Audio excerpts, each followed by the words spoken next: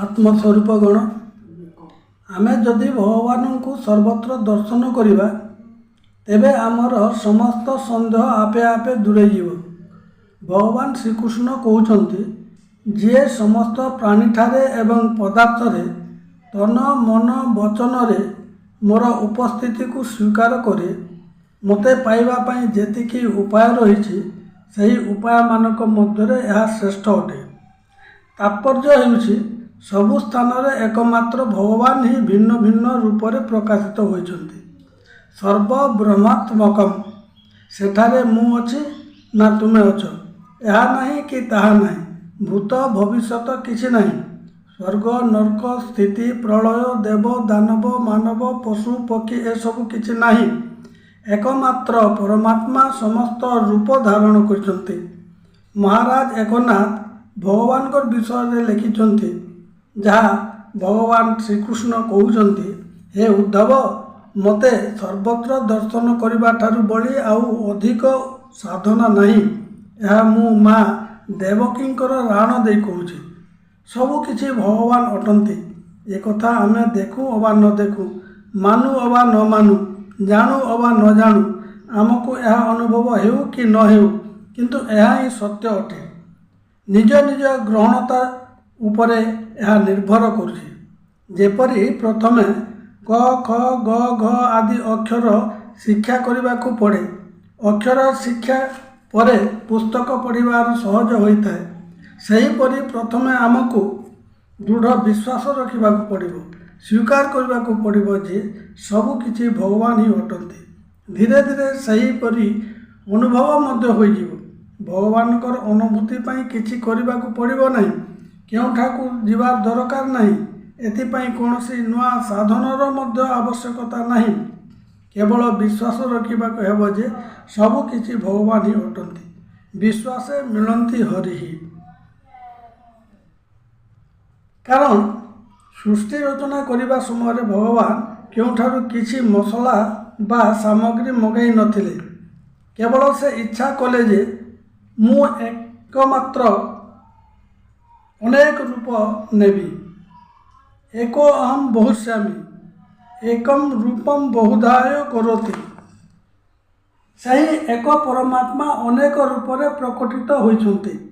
सिद्धांत अनुसार समस्त प्राणी भगवान ठारू आसिछन्ति सही भगवान ही केवल बरफ रे पानी थिबा परि पूर्ण रहिछन्ति। बरफर आकार गुण जल ठारू अलगा देखा जाए किंतु विचार कले ठीक भाव में जना जाए जे ताहा प्रकृति रे जल ही अटे। सेहीपरि समस्त प्राणी देखिबारे भिन्न भिन्न देखा जाती। सुनारू अनेक अलंकार तैयारी होता है हार कानफुल खड़ू मुदी इत्यादि इत्यादि सबु अलंकार नाम एवं आकार भिन्न भिन्न होता है किंतु वस्तुतः ताहा सुना ही अटे। यह बुझिबा पई भगवान आमको निर्देश देइछन्ति जे जहाँ बुझिबा द्वारा आमे कर्म तांकर पूजारे परिणत हो पारिबो। आमर कर्म भगवान पूजा पई उद्दिष्ट अटे। यह बुझी पारिले आम समस्त कर्म तांकर पूजारे ही परिणत हेबो। कर्म केवल जप तप पूजा पाठ को बुझा जाए नहीं जहाँक पई जहाँ स्वधर्म तांक पई ताहा ही कर्तव्य कर्म अटे। निजर कर्तव्य कर्म पालन करबा ही भगवान पूजा अटे। भगवान श्रीकृष्ण कहले हे अर्जुन क्षेत्र पाई धर्म युद्ध ही कर्तव्य अटे। वैश्य क्रय विक्रय रूपक व्यवसाय एवं शूद्र सेवा द्वारा भगवान पूजा करि पारिबे। शंकराचार्य संन्यास द्वारा राजा जनक राज्य पालन द्वारा भगवान पूजा करिसंति। अनेक ब्रह्मचारी गुरु सेवा द्वारा मध्य भगवान पूजा करिसंति। पूजार सामग्री समान होई न पारे एथिपाई पूजारी हृदयर भाव ही दरकार। शास्त्र रे अनेक देवता अछंती प्रकृत रे देवता अनेक नुहंती अद्वय भगवान विभिन्न स्तर रे प्रकाशित होइछन्ति तेणु देवता माने भगवान अंश मात्र अटंती। आमे निजर कर्म साधन रे निम्न स्तर चेतनारू ଉଚ୍ଚତର ସ୍ତର ଆଡ଼କୁ ବଢ଼ି ଚାଲିବା।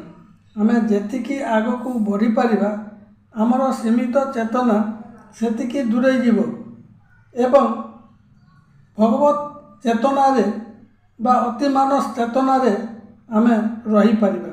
ଏହା ହିଁ ଭଗବାନଙ୍କର ପୂଜା ଅଟେ। ଆମର କର୍ତ୍ତବ୍ୟ କର୍ମ ଭଗବାନଙ୍କର ପୂଜାରେ କିପରି ପରିଣତ ହେବ ସେଥିପାଇଁ ଗୀତାରେ 2ଟି ବାର୍ତ୍ତା ରହିଛି। ପ୍ରଥମ ବାର୍ତ୍ତା ହେଉଛି ଆମେ ଯେଉଁ କର୍ମ କରିବା ସେଥିରେ ନିଜର କିଛି ସ୍ୱାର୍ଥ ରଖିବା ନାହିଁ, ନିଃସ୍ୱାର୍ଥ ଭାବରେ ଅନ୍ୟର ସେବା କରିବା। କାରଣ ସମସ୍ତ ଶକ୍ତି ଭଗବାନ ହିଁ ଦେଇଛନ୍ତି। ଭଗବାନ ଦେଇଥିବା ଶକ୍ତି ଦ୍ୱାରା ଆମେ ଭଗବାନଙ୍କ ସ୍ୱରୂପ ଅନ୍ୟ ପ୍ରାଣୀମାନଙ୍କର ସେବା କରିବା। ଏହା ଫଳରେ ଆମର ମଙ୍ଗଳ ହେବ ଏବଂ ଭଗବାନଙ୍କ ସ୍ୱରୂପ ନେଇଥିବା ଅନ୍ୟମାନଙ୍କର ମଧ୍ୟ ଲାଭ ହେବ। ଦ୍ୱିତୀୟ ବାର୍ତ୍ତା ହେଉଛି ଯାହା ପାଇଁ ଆମେ କର୍ତ୍ତବ୍ୟ କର୍ମ କରିବା ସେ ଭଗବାନଙ୍କ ସ୍ୱରୂପ ନେଇ ଆମ ପାଖରେ ଅଛନ୍ତି।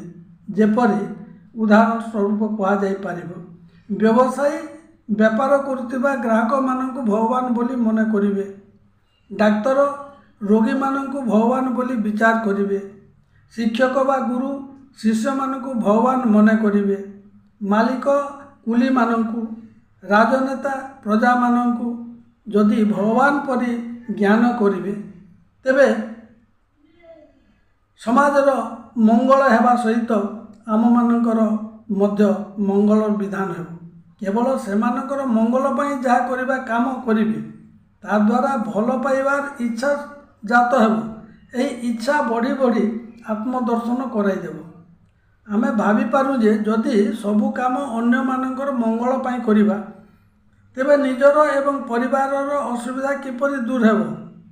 ପ୍ରକୃତ କଥା ହେଉଛି ଆମ ସମସ୍ତଙ୍କର ଜୀବନ ପୂର୍ବଜନ୍ମର କର୍ମଫଳ ତଥା ଭଗବାନଙ୍କର କୃପାରୁ ଚାଲି ଆସୁଛି। ଯଦି ଏଥିରେ ଆମର ବିଶ୍ୱାସ ହେଉନାହିଁ ତେବେ ଆମେ ଉଚିତ ମୂଲ୍ୟ ନେଇପାରିବା ଯେଉଁ କମାଣିରେ ଆମର ପରିବାରକୁ ପରିପୋଷଣ କରିପାରିବା।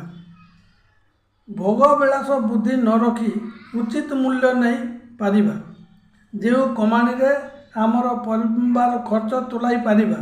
ଭୋଗ ବିଳାସ ବୁଦ୍ଧି ନ ରଖି ଉଚିତ ମୂଲ୍ୟ ନିଆଯାଇ ଯେଉଁ ଶାନ୍ତି ମିଳିବ ତାହା ଠକେଇ କରିବା, ଧୋକା ଦେବା, ଚୋରି କରିବା, କପଟ କରିବା, ଖାଇବା ପଦାର୍ଥରେ ଅପମିଶ୍ରଣ କରିବା ଏପରି ବ୍ୟବହାର କରି ତାହା ପାଇପାରିବା ନାହିଁ। ଏସବୁ ଠିକ୍ ନୁହେଁ। ଗରିବ ବା ନିମ୍ନ ଶ୍ରେଣୀର ଲୋକମାନଙ୍କୁ ମିଳୁଥିବା ସରକାରୀ ସାହାଯ୍ୟକୁ ଆତ୍ମସାତ୍ କରିବା ଗୁରୁତର ଅପରାଧ ଅଟେ। ଯଦି ଆମେ ସମସ୍ତଙ୍କୁ ଭଗବାନ ମନେ କରି ବ୍ୟବହାର କରିବା ତେବେ ଆମର ମନ୍ଦ ବୁଦ୍ଧି ରହିବ ନାହିଁ। ସମାଜରେ ସରସତା ସମାନତା ଦେଖାଦେବ। ମନୁଷ୍ୟ ଜୀବନ ସୁନ୍ଦର ହୋଇପାରିବ। ଏହି ମନୁଷ୍ୟ ଜୀବନ ଏକମାତ୍ର ଉଦ୍ଦେଶ୍ୟ ହେଉଛି ଈଶ୍ୱର ପ୍ରାପ୍ତି। ଅନେକ ଜନ୍ମର ପୁଣ୍ୟ ଫଳରେ ଆମକୁ ମନୁଷ୍ୟ ଜନ୍ମ ମିଳିଛି। ତେଣୁ ଭଗବାନଙ୍କ ନିର୍ଦ୍ଦେଶ ଅନୁସାରେ ଆମର କର୍ତ୍ତବ୍ୟ କର୍ମ କରିବା ଉଚିତ। ଆମେ କର୍ମ ବନ୍ଧନରେ ପଡ଼ୁ କାହିଁକି? ଭଲ କିମ୍ବା ମନ୍ଦ କର୍ମ କରିବା ପାଇଁ ବାଧ୍ୟ ହେଉ କାହିଁକି? ଭଲ କର୍ମ କଲେ ସୁନା ଶିକୁଲିରେ ଆମେ ବନ୍ଧା ପଡ଼ୁ ଏବଂ ମନ୍ଦ କର୍ମ କଲେ ଲୁହା ଶିକୁଲିରେ ବନ୍ଧା ପଡ଼ୁ। କିନ୍ତୁ ଭଲ ହେଉ ମନ୍ଦ ହେଉ ଏହା ବନ୍ଧନର କାରଣ ଅଟେ। ଏହି କର୍ମ ବନ୍ଧନକୁ କିପରି ଆମେ ଧ୍ୱଂସ କରିପାରିବା ବା କର୍ମବନ୍ଧନରୁ କିପରି ଆମେ ଉଦ୍ଧାର ପାଇପାରିବା ତାହା ପରବର୍ତ୍ତୀ ଅଧ୍ୟାୟରେ ଆଲୋଚନା କରାଯାଇଛି।